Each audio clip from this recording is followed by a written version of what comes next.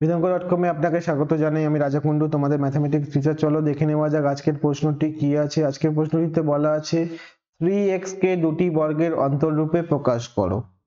ঠিক আছে, তাহলে নিচ্ছি 3x যেটা দেওয়া আছে।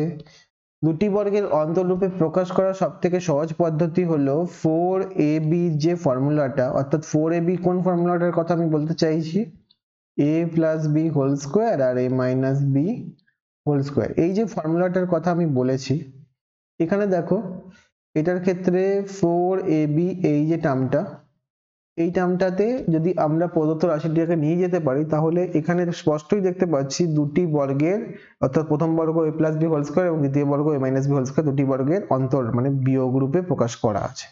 ঠিক আছে, তাহলে এটিকে জন্য এটিকে আগে 4ab বানাতে হবে, কিন্তু 3 আছে তো 4 তো নেই, তাহলে 3 আছে যেহেতু 4 নেই, সেহেতু আমি কি করতে পারি, একটা জোর করে 4 আনতে পারি। আচ্ছা, জোর করে একটা 4 আনলাম, কিন্তু জোর করে যেহেতু 4টা এনেছি, 4টাকে তো ভাগ করতেও হবে, ভাগ করে বাদও দিতে হবে, আর 3x যেমন আছে তেমন থাকলো।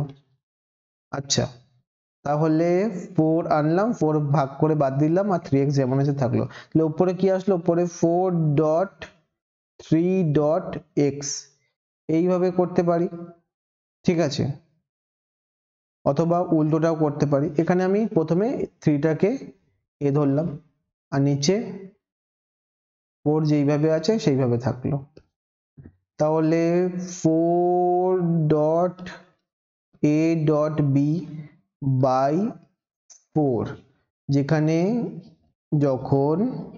যখন হচ্ছে a সমান 3 আর b সমান x, তোমরা উল্টোটাও নিতে পারো, b সমান x নিতে পারো, a সমান 3 নিতে পারো, তাতেও কোনো অসুবিধা নেই। একরকম ভাবে এক্সপ্রেস করলেই হলো, x আর 3 দিয়ে। আমি উল্টোটা ধরেছি বা 3টা x এর জায়গায় ধরেছি। ঠিক আছে, তাহলে কি আছে, 4ab ফর্মুলাটা এখান থেকে একবার দেখিয়ে দিচ্ছি। ফর্মুলাটা হলো 4ab সমান হচ্ছে a plus b whole square minus a minus b whole square. এর ফর্মুলাটা প্রমাণও করে নিতে পারো, কোনো অসুবিধা নেই। তাহলে a plus b whole square minus a minus b whole square divided by 4 equal কি হচ্ছে, ইকুয়াল হচ্ছে তাহলে a plus b whole square, a মানে হচ্ছে 3 প্লাস x তার হোল স্কয়ার, b মানে 3 মাইনাস x তার হোল স্কয়ার ডিভাইডেড বাই 4। ঠিক আছে, হলো এই পর্যন্ত। আচ্ছা, তারপরে হচ্ছে 3 plus x whole square divided by 4, 3 minus x whole square divided by 4। কিভাবে পেলাম এই জিনিসটা, একটা জিনিস দেখিয়ে দিচ্ছি। a minus b by c হলে a বাই c হয় মাইনাস b বাই c হয়, এইভাবে ভাগ হয়ে যায়।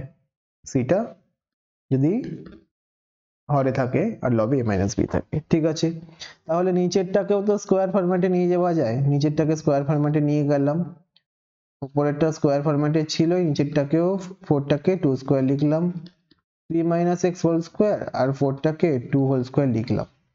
ঠিক আছে, চলো তারপরে কি আছে, তারপরে তাহলে সূচকের একটা সূত্র আছে, যে সূত্রটা একবার দেখিয়ে দিচ্ছি। a by b whole to the power m মানে হচ্ছে a to the power m b to the power m, অর্থাৎ নিধানগুলো আলাদা হলে আর সূচকটা একই হলে সূচকগুলো ভাগ হয়ে যায়। তাহলে উল্টোটা দরকার আমাদের, সূচকগুলো ভাগ করা আছে আর ভাগ আছে যেহেতু, তাই ভাগটা নিধানগুলো হয়ে যাবে আর সূচকটা কমন হয়ে যাবে।